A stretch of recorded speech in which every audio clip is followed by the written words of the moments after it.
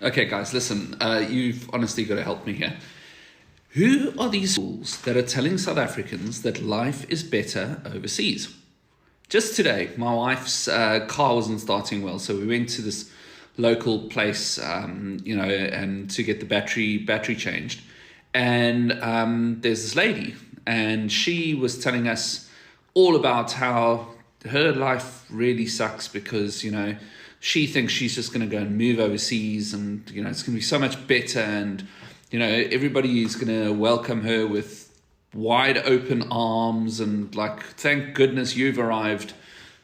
So I've been thinking about something, and this one I know is gonna flip some lids, and I haven't even really kind of finished thinking about it yet. So we'll just share some thoughts and look forward to kind of hearing your engagement on the matter. And not even sure of the ramifications of it or whatever. But I think one thing almost all white South Africans, don't get, acknowledge, recognize, sit with, is the idea that we live in a black country. Mind's blown. Right? Hey my people, how are you doing? Hopefully y'all are doing all right, and hopefully God is protecting you and has preserved you very well. Thank you to all of you that support me on here. Shout out to my members as well that continuously support through the membership program. Yes, y'all are highly appreciated. And today we have a very interesting episode to look at. As always, yes, I found two clips of two palm-colored men that were lecturing or schooled them Afrikaners, especially Afrikaner refugees that think it's gonna be so well in other countries. And they are reminding them of some crucial, important things to know, that what you're running away from is not because you are being oppressed, but it is definitely something else that I don't want to give away anyway. But it's just quite insightful reminders, which I really appreciated, and I think you guys are going to appreciate as well. And if there's any Afrikaner that is watching that thinks like they do, that is amazing. Let's watch this. First, come back and talk about it. Do me a favor, like the video, share it, and don't forget to subscribe to the channel. Credit goes to the gentlemen that shared their insights to their own community. We'll come back and talk about this, right?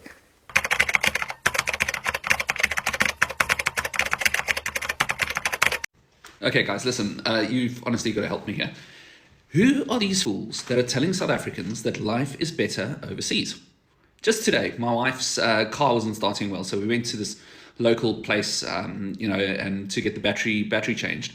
And there's this lady, and she was telling us all about how her life really sucks because she thinks she's just going to go and move overseas, and it's going to be so much better, and everybody is going to welcome her with wide open arms, and like, thank goodness you've arrived in America or in Britain or in Australia or wherever she was going to go. Listen, guys, I've been there. I have lived overseas. I've traveled extensively. I've done all of that. And for any of you that have got this thing in your head that it is so much better overseas, right, you are completely wrong. And if you've got fellow South African friends that are telling you how much better it is and blah, blah, blah, blah, blah, they are probably over-exaggerating, because what they're not telling you is the cost of living overseas. Do you know, living in places like, California, I lived in California for a bit, a raw chicken costs $12 in one of those supermarkets. $12 for a chicken, raw chicken, right? The cost of living overseas is insane. And if you were to take, the kind of life that you have here in South Africa, and you try to replicate that over there, you almost certainly would not be able to afford it. Almost certainly. It is tough out there, guys. And remember, South Africans do have a great reputation for hard work and everything like that. But that's because we're willing to start at the bottom when we leave our country, right? The amounts of South Africans out there that are they're living in a tiny, tiny little cooped up place, often in a country that has either got deadly everything, Australia, or no sun, England, right? Or all of the above and some extra, in America. I mean, there's no yellow brick road, guys.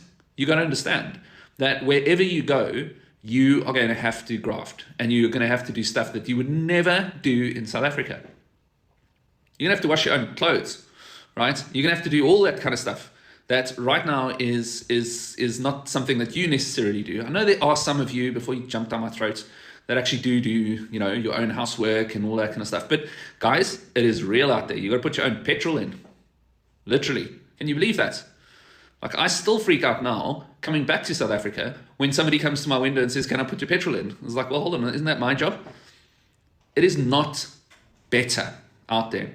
And also, let me just tell you, from a business point of view, from a opportunity point of view, I think a lot of people need to just get over the excuses.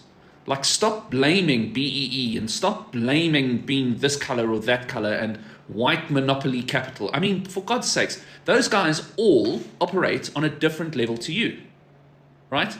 The thing that bothers you the most, you are not in that game. You are not even near that game. That game is not something that you get to play. If it bothers you, you are not in that game, right? And the reason is because all the big headline things that everyone's always fighting about and everyone's always arguing about, there's some rich people that are playing chess up there, right?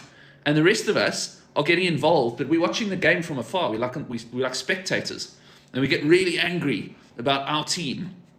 Like football supporters, basically, we are. We're not on that field. We're not the ones kicking around, right? But we're happy to stand in the grounds and say, yeah, man, if that guy could only defend better, everything would go better, And if only we could afford this player, then, everything would be better with our team. It just doesn't work that way. So my advice to you guys, and also to those guys that are just handing out the overseas is better propaganda, let me just tell you, South Africa is chock-a-block full of opportunity if you know where to look, right? If you start ignoring all the stuff that's going on up there, all the big political stuff and everything like that, and you just look around you, things can change. It's amazing because, it just reminds me of a comment that I left for a really awesome little post that was in the comments in one of my other posts, where this person, I'm not sure if they were male or female, but they said they started a cleaning company, and the big problem is that they don't have capital to be able to afford the vacuum cleaners and bits and pieces that you need. And do you know that that was indicative to me of why we need to start sharing information with each other, why we need to be acting like one team in South Africa, white, black, colored, Indian, whoever you are, just one team. Because the answer was very simple, complicated in its application, but simple, right? The answer was, when you sell your services, when you advertise your services, you send the customer a letter saying, that's fantastic. I'm giving you this fantastic price because you just need to be able to ensure that I have a vacuum cleaner available and all of the cleaning products. And then I can come and do all the cleaning for you. This happens every single day overseas. Cleaning companies overseas, you are, as part of your contract with a cleaning company, in many cases obliged to go and buy particular cleaning equipment and cleaning materials. You as the homeowner, if you were to use a cleaning company, would have to do that. It's not something that anybody's ever considered over here because it's just not done. But who made those rules? Who was the one that said you can't make the person take responsibility for the equipment and the cleaning? What that means is that theoretically, for a cleaning company, if you wanted to really make more money than your average cleaner, theoretically what you need to do is you need to use some of these free tools, like the previous post with the website, and use ChatGPT, the free ones, or Quen, like I said yesterday, to give you some guidance. But then actually in reality, all you need to do is you need to go and spend 150 to 200 Rand, if that, on a branded shirt. Get yourself a logo in Canva, which is free. Once again, you can use free tools there, and get that logo downloaded onto your phone, send it over to the printing company, and get one shirt done. So when you pitch up to work, right, you're branded, like this over here, you're branded, right? Immediately, you are different from 99.9% of the other service providers in your sector, right? And it doesn't matter how many there are. It doesn't matter how cluttered or, how full that competitive market is. You are not playing in that game anymore. You're playing in a slightly different game because you're branded. So then you go onto Facebook and you go onto Instagram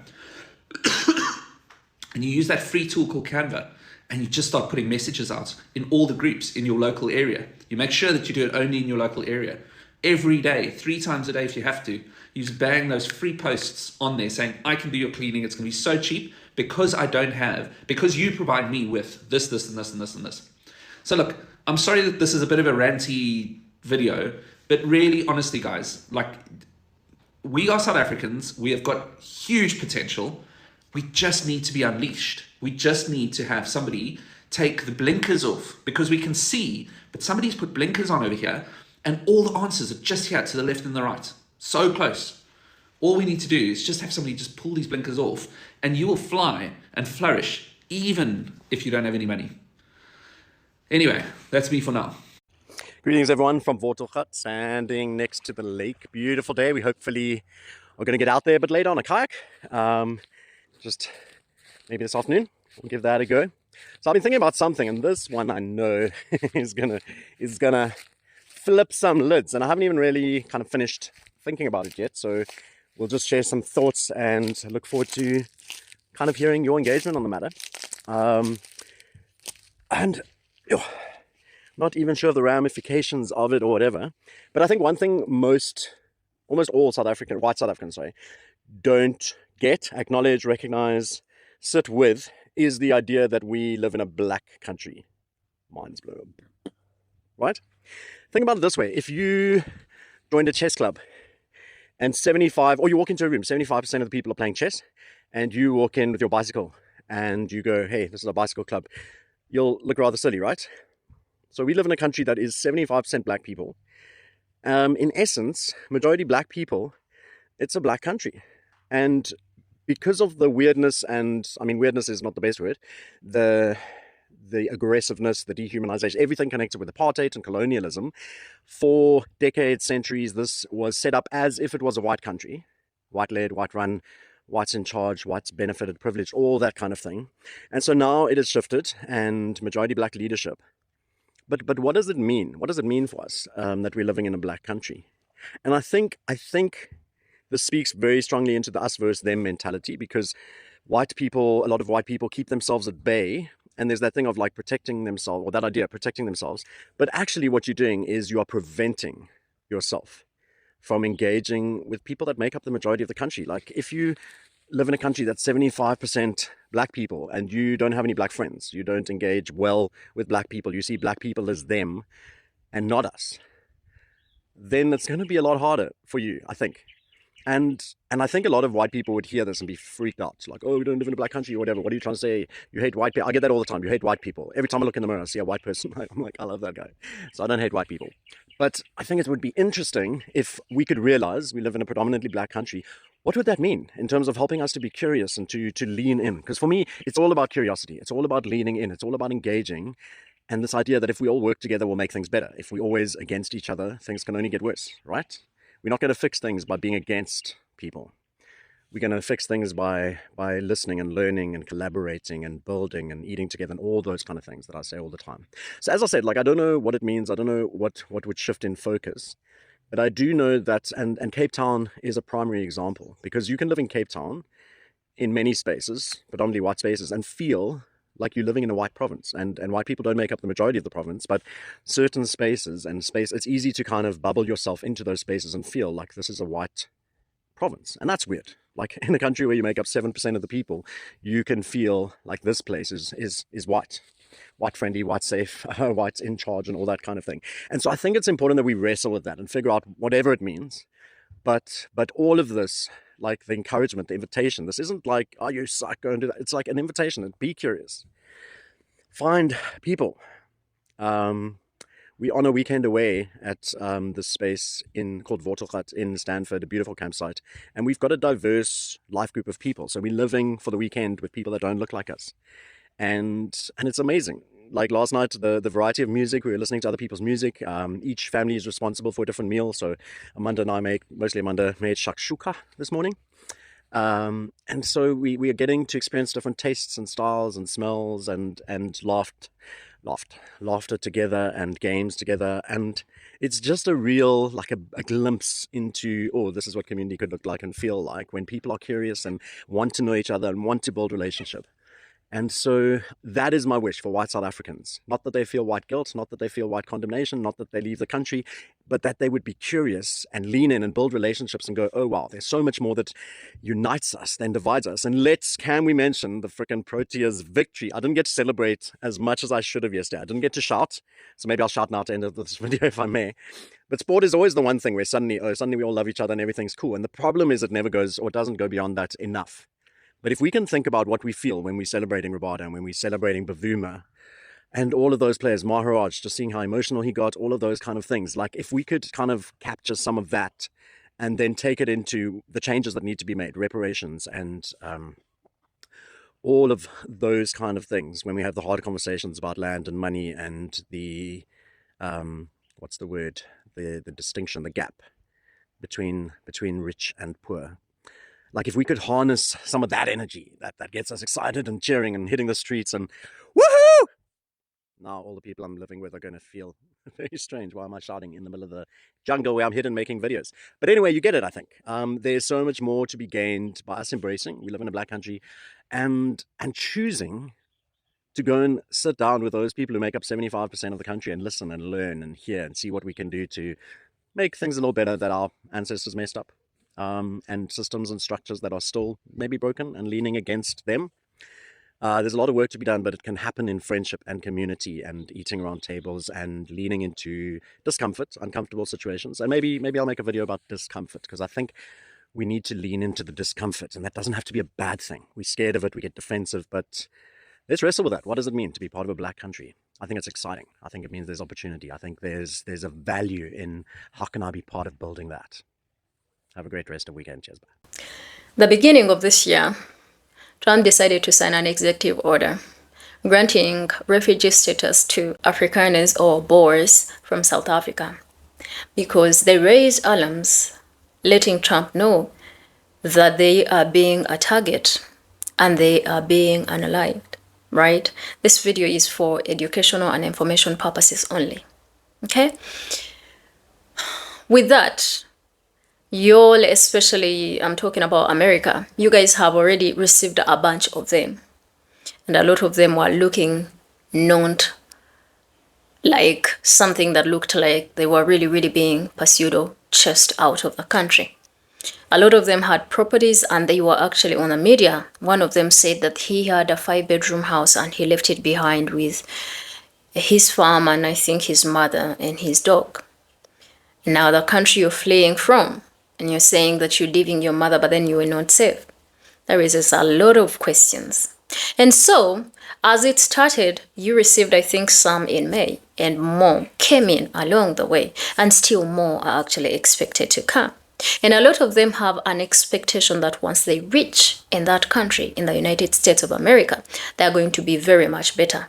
Okay, so one of the things these gentlemen raised in here was the fact that don't expect things to be better. One of the first gentleman said that the cost of living is so high, things are not as easy as you think they are. Now let me say this, these people are not fleeing this country simply because they want to have a better cost of living. It's not all about opportunities. It's not about safety and protection. It's the fact that a lot of them have always hated being in a country that has majority black people. And not just that, but black people that have their hand at every other end of the deal. They are in government. And so, black people being in government and them being under black people, they feel oppressed. Because how dare you, as a blackie, be my leader, right? And make policies, right? Fair policies that aim at putting black people that were once not on the same equal footing because of apartheid, right?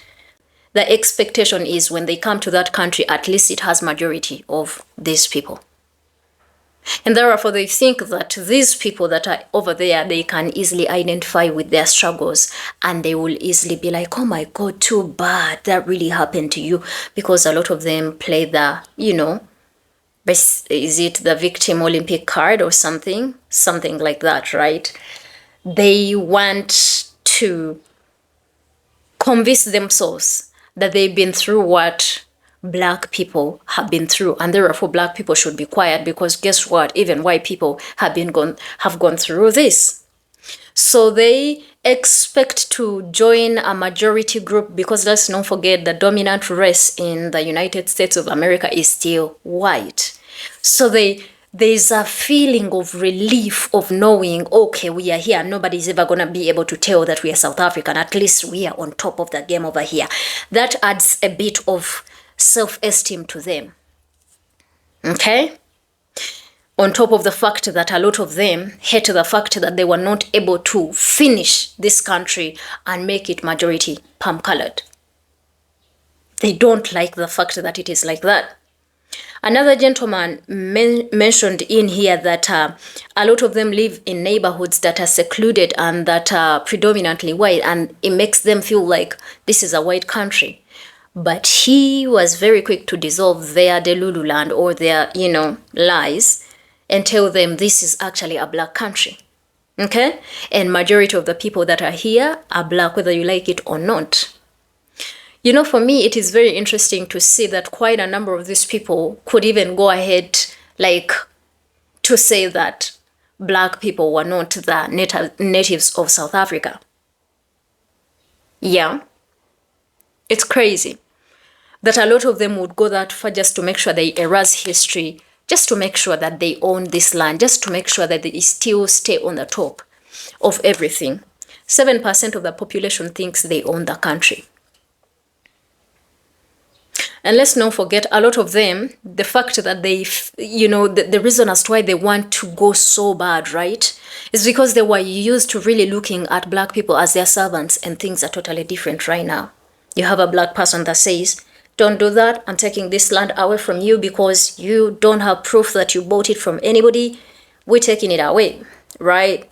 You did this to a black person, you're going to have to go to jail and serve, because that was not fair, that was not right for you to do to them. Okay? So the fact that there is a black voice right now, and what they were used to was subjects. They were used to black people being slaves in their own country. So they think, let's go to a country that has majority palm-colored people. We are not going to be minorities, because they feel like them being minorities in this, they're like, we can't do it. And a lot of palm-colored people really can't do it so well. If they were minorities, they can't handle it very well. You are seeing how panicking they are in situations of, how science is proving that in 100 years, the population is going to literally reduce.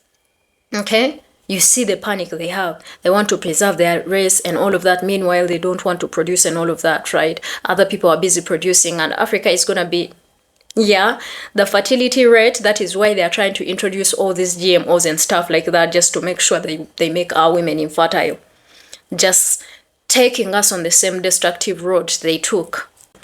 Also, they think that the fact that the society they are going to go to is majorly white, so they are going to be able to share into the white privilege that rules in that country, okay? Simply because you're white, even if you are a mediocre white person, you will still be able to get a job, right? Let's not forget about DEI. It employed and gave a lot of opportunities to a lot of palm-colored people. Meanwhile, it was created to increase diversity in terms of race and color and, representation, not simply because of,